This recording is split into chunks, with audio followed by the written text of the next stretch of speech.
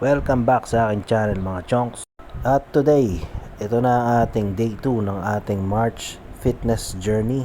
At gagawin nating exercise dito ay puro shoulder workout, konting back workout saka cardio.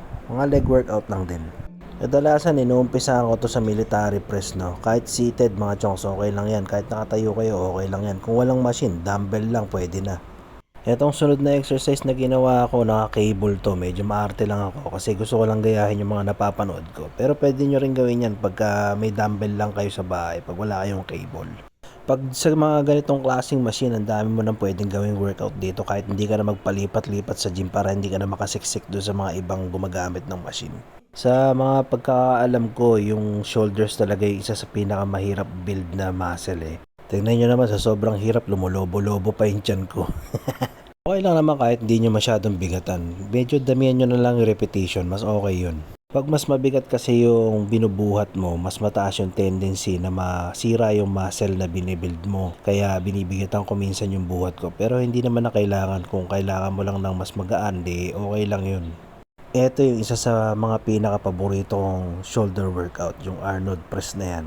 Advanced yan. Maraming nagsasabi hindi raw effective yan. Pero mararamdaman mo yan sa balikat mo, sa shoulders mo, kung gaano kainit yan. Kaya talagang approve ako na nagwo-work talaga yung exercise na yan. Kung natural ka lang mga chongs, ito medyo binigatan ko kaya yan, ngingiwi talaga yung mukha mo dyan. Sa sobrang bigat eh.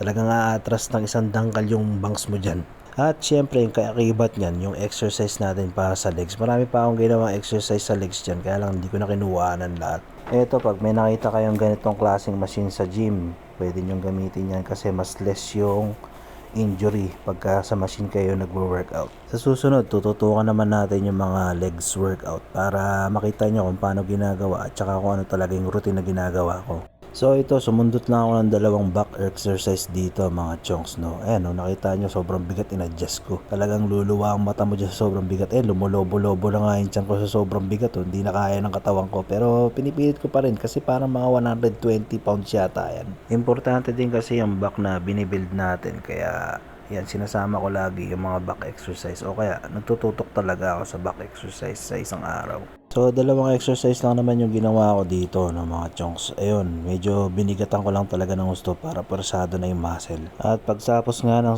exercise na to, sinamahan ko siya ng cardio. Nag-bike lang ako para medyo naman magkaroon tayo ng cardio exercise sa isang araw o sa isang buong araw na nag-gym tayo. So, ayun lang mga chonks, no. Hanggang sa muli.